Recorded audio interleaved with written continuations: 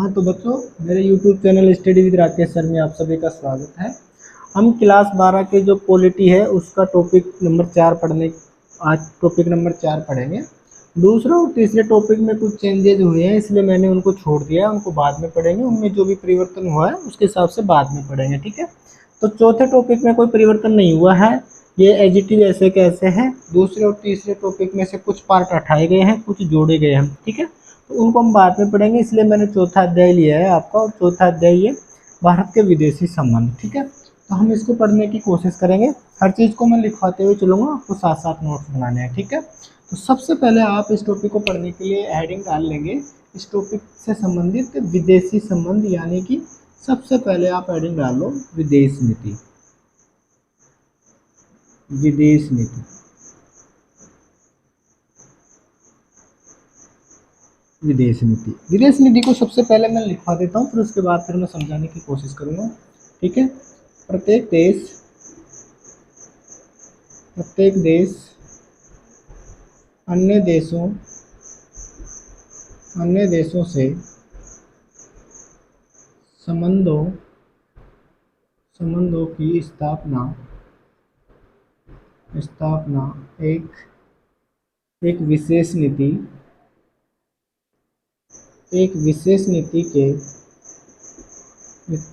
नीति के अनुसार करता है,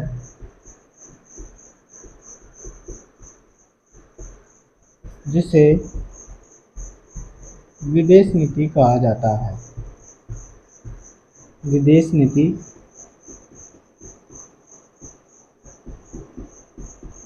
नीति कहा जाता है, ठीक है। तो सबसे पहले मैंने हेडिंग लिखाई है आपको कि विदेश नीति। तो विदेश नीति किसे कहते हैं कि प्रत्येक देश जो दूसरे देश के साथ रिलेशन बनाएगा, तो रिलेशन बनाने के लिए एक विशेष नीति बनाएगा, पूरी नीति तैयार करेगा, और उस नीति के तहत ही उस देश के साथ संबंध बनाएगा। जितने भी प्रकार के संबंध होते हैं वो संबंध उस नीति के तहत बनाएगा। तो उस नीति को किस नाम से जाना जाता है? विदेश नीति के नाम से। क्योंकि कोई भी देश दूसरे देश के साथ संबंध बना रहा है, तो कहने का मतलब विदेश के साथ संबंध बना रहा है, तो उसके साथ एक नीति से संबंध बनाएगा, और उस नीति को ही किस नाम से जाना जाएगा? विदेश नीति से। तो प्रत्येक देश अन्य देशों से जो एक संबंध बनाता है, तो संबंध के लिए एक विशेष नीति बनाता है, उस विशेष नीति को ही विदेश नीति कहा जाता है, ठीक है। कोई दिक्कत किसी को कोई दिक्कत नहीं होगी, ठीक है। आगे लिखते हैं कि भारत भी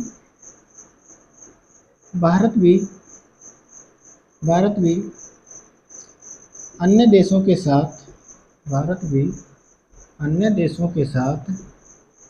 संबंध बनाने के लिए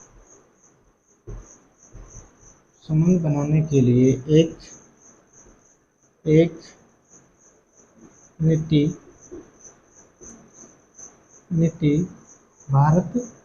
भारत ने भी, यहाँ से ऐसे लिख लेना थोड़ा सा चेंजेस, भारत ने भी अन्य देशों के साथ संबंध बनाने के लिए एक नीति का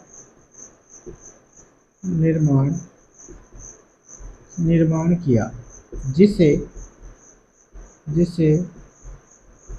भारत की विदेश नीति कहा जाता है। कुछ नहीं लिखवाया मैंने, ये केवल उसी को ट्रांसफॉर्मेशन किया है भारत के लिए। अब सभी देश दूसरे देश के साथ जो संबंध बनाएंगे, एक नीति बनाएंगे, उस नीति को तो विदेश नीति। अगर भारत ने भी इसी प्रकार के एक अन्य देशों के साथ संबंध बनाने के लिए एक नीति बनाई है, और उस नीति को क्या बोलता है? भारत की विदेश नीति बोला जाता है भारत के लिए। भारत ने अन्य देशों के साथ संबंध बनाने के लिए जो नीति बनाई है, उस नीति को भारत की विदेश नीति कहा जाता है, ठीक है। आपसे प्रश्न पूछा जा सकता है कि विदेश नीति से आप क्या समझते हैं? तो आपको ये इतनी सारी बातें आपको पता होनी चाहिए कि अन्य देशों के साथ संबंध बनाने के लिए सभी देश एक नीति बनाते हैं, उसी नीति को विदेश नीति। और भारत ने ऐसे नीति बनाई, भारत ने भी, और उस भारत ने जो नीति बनाई है उसको भारत की विदेश नीति, ठीक है। अब अगली हेडिंग डाल लो, भारत की विदेश नीति। भारत की विदेश नीति, भारत की विदेश नीति, ठीक है। इसमें मैं कुछ पॉइंट लिखवा देता हूँ कि भारत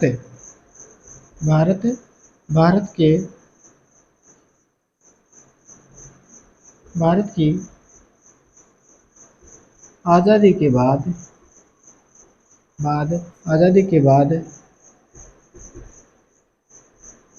आज़ादी के बाद संपूर्ण ना लिख के लिख दो, आज़ादी के बाद विश्व दो ध्रुवों, दो ध्रुवों कह दो चाहे दो गुटों कह दो, दो गुटों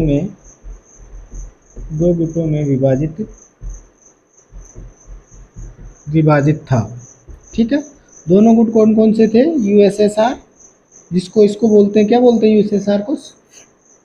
ठीक है, सोवियत संघ रूस। ठीक है, एंड वह लिख देता हूँ, वह यूएसए, संयुक्त राज्य अमेरिका। ठीक है, तो जब भारत आज़ाद हुआ तो उस समय विश्व दो गुटों में या दो ध्रुवों में विभाजित था।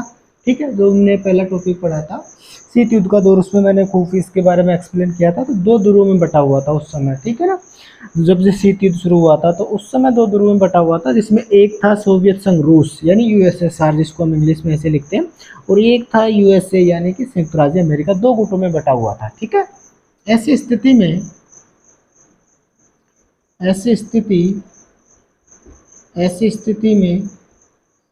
भारत की विदेश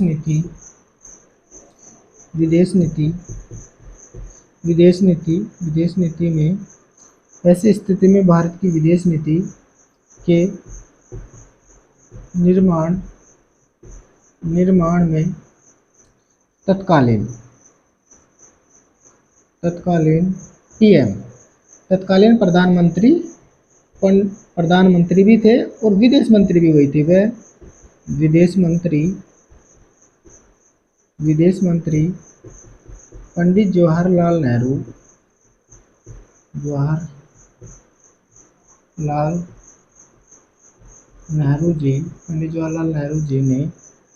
जी ने अपनी दूरदर्शिता का परिचय दिया तथा विश्व शांति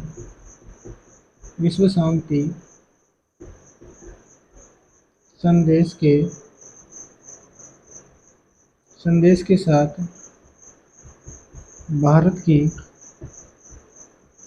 विदेश नीति तैयार की।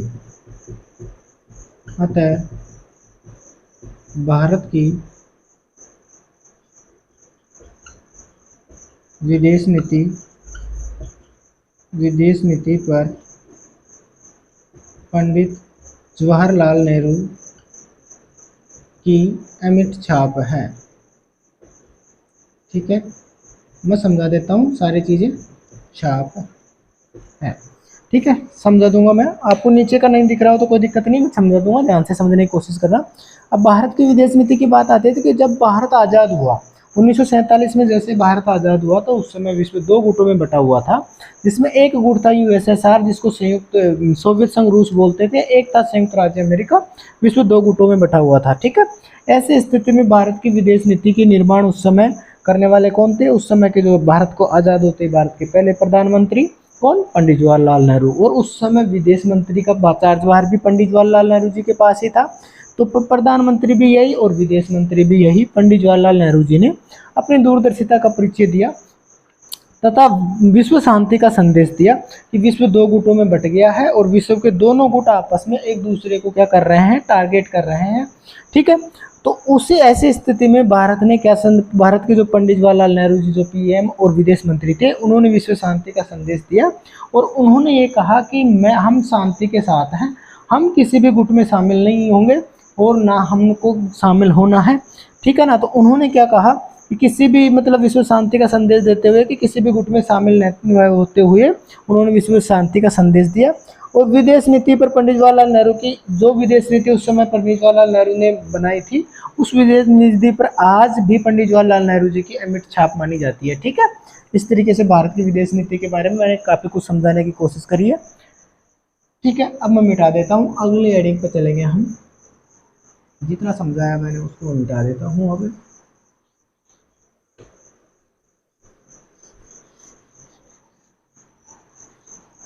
अब अगली हेडिंग डाल लेंगे,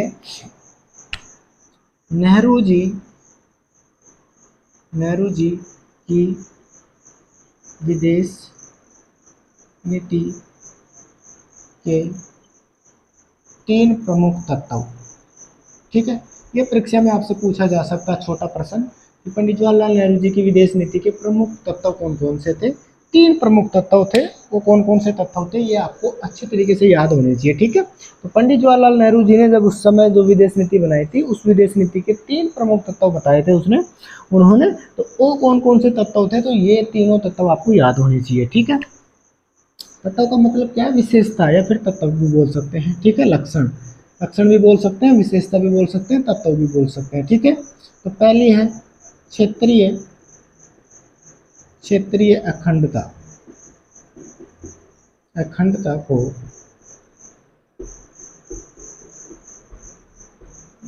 बनाए रखना। ठीक है, दूसरा हो जाएगा संप्रभुता को बनाए रखना।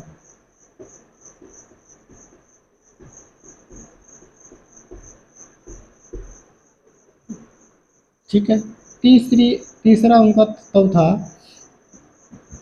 तीव्र से आर्थिक विकास।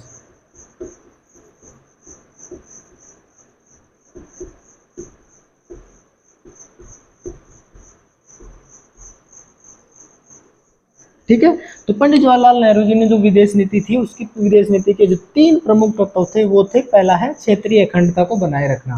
क्षेत्रीय अखंडता को मतलब है कि भारत की आज़ादी के साथ ही भारत दो देशों में बट गया, पाकिस्तान और भारत। तो जो भारत को जो क्षेत्र छोटे छोटे राज्य थे और छोटे छोटे रियासतें थी, उनको बंटने नहीं देना है, भारत को टूटने नहीं देना, उनकी अखंडता को मतलब बनाए रखना है। तो क्षेत्रीय अखंडता को बनाए रखना ये पहला।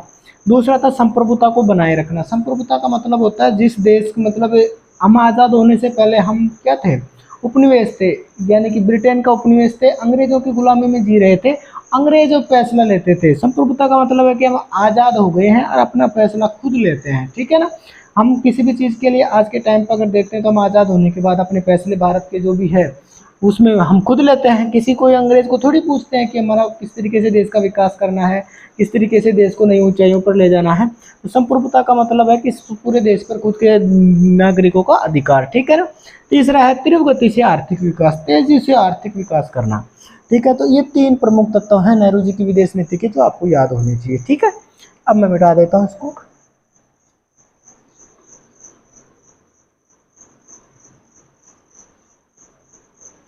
ये तो थे नेहरू जी की विदेश नीति के तत्व। अब भारत की विदेश नीति के तत्व भी पढ़ लेते हैं, 2 महत्वपूर्ण।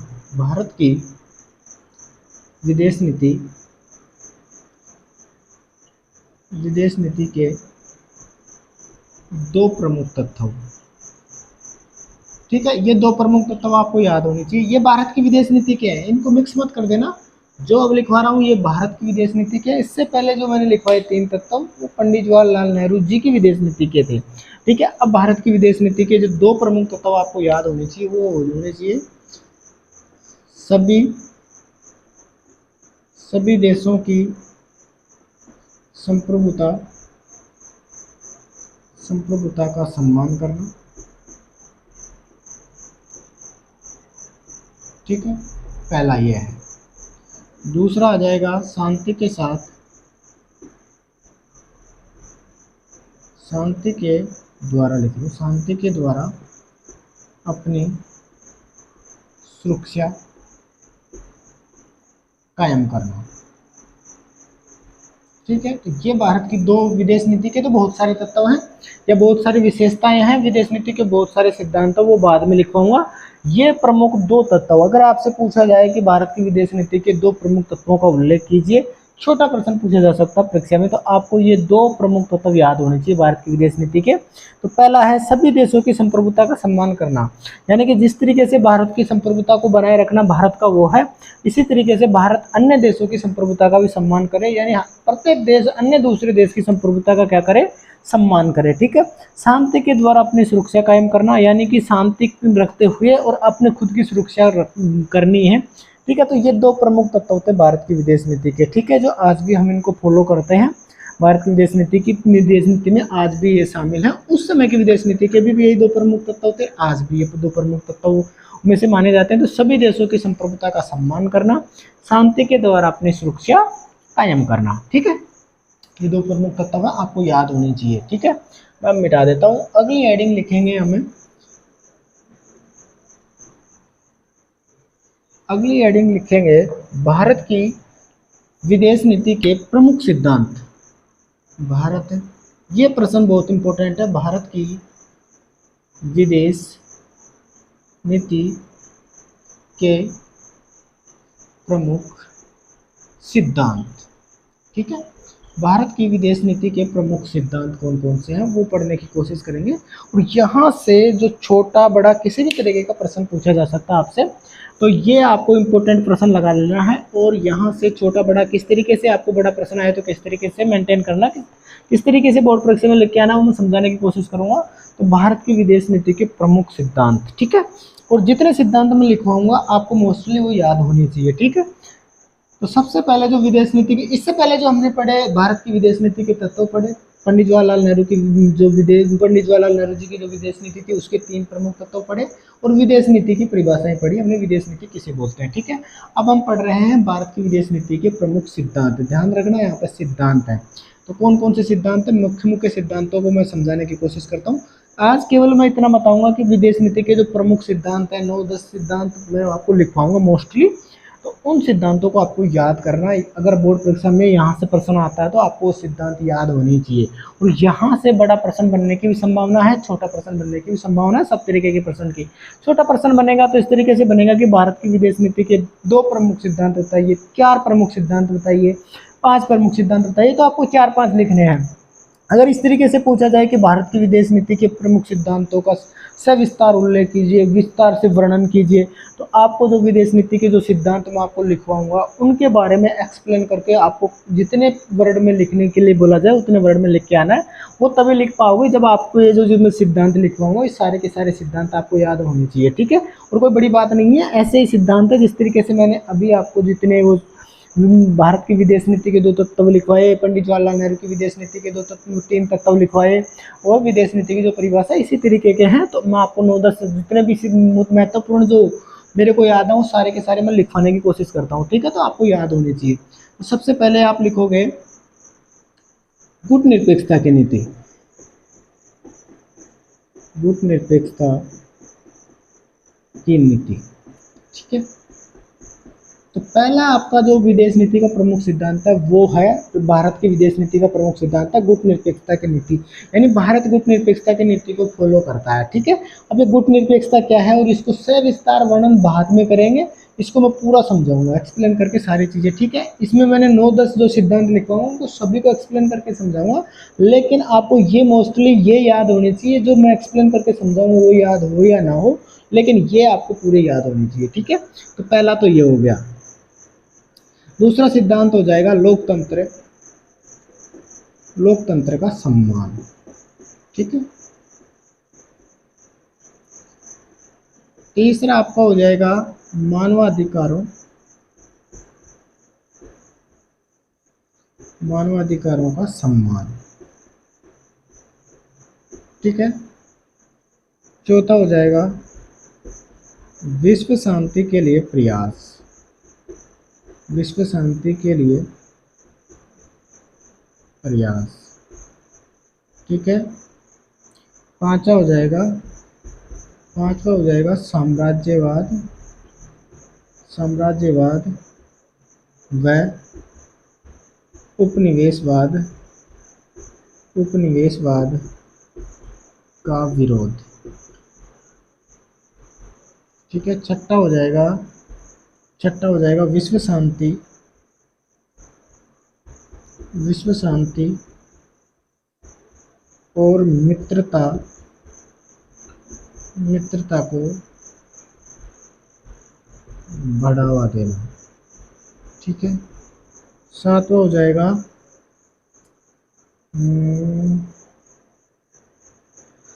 सातवां लिख लो निशस्त्रीकरण, निशस्त्रीकरण आएगा, निशस्त्रीकरण। ठीक है, निशस्त्रीकरण, निशस्त्रीकरण नहीं समझ में आ रहा हो आपको तो मैं कोष्टक में लिख देता हूँ इसको एक्सप्लेन करके।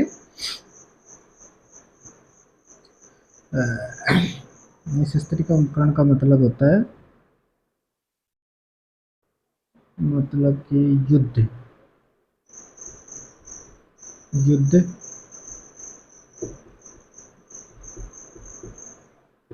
हथियारों का विरोध। ठीक है। 8वां लिख लोगे वसुदैव कुटुंबकम। वसुदैव है इस तरीके से, वसुदैव कुटुंबकम। ठीक है। और अगला आ जाएगा आपका 9वां, लिखवा देता हूँ मैं आपको। पंचशील का सिद्धांत लिख लो। पंचशील का सिद्धांत 10 लिख लो। 10 लिखो।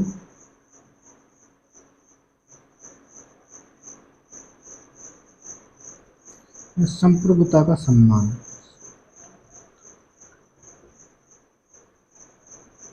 संप्रभुता का सम्मान।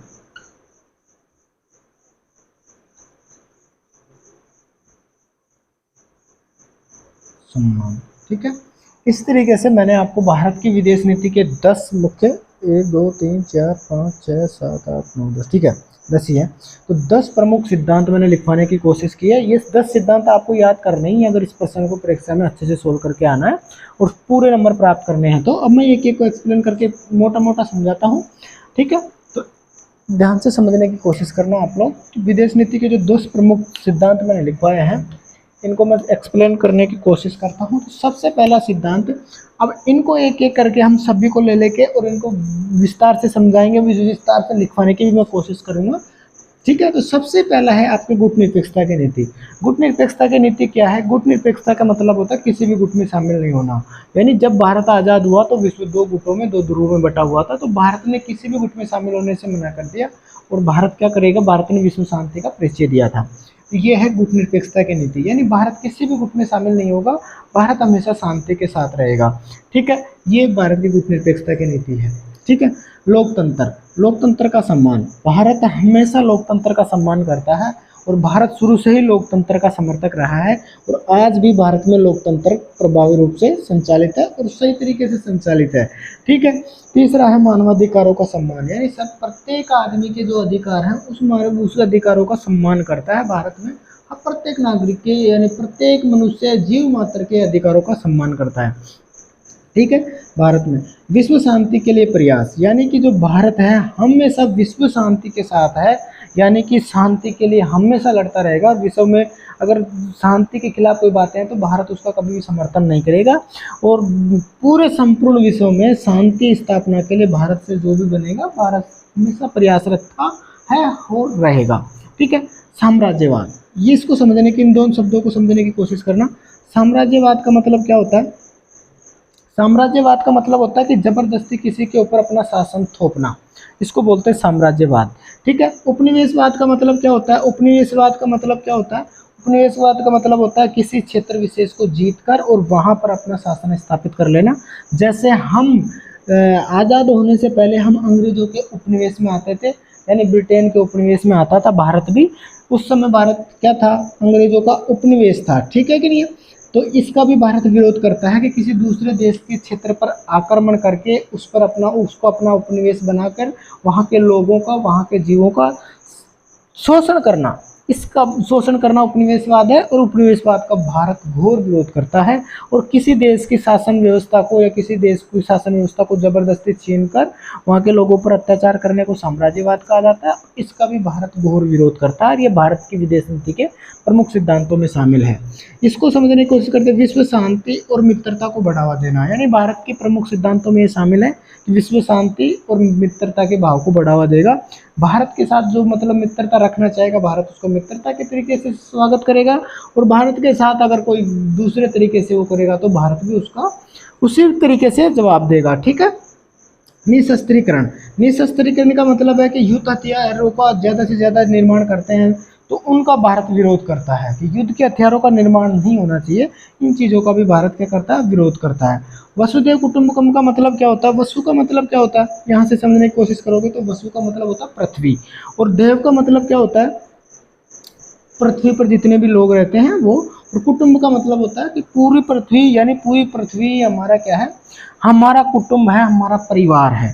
तो इसका भी भारत वो करता है कि पूरी पृथ्वी को हम अपना परिवार मानते हैं, यानी पूरे संसार को या पूरे विश्व को हम, भारत क्या मानता है, अपना परिवार मानता है। ठीक है, ये भारत की विदेश नीति का एक प्रमुख तत्व है। अगला है पंचशील का सिद्धांत।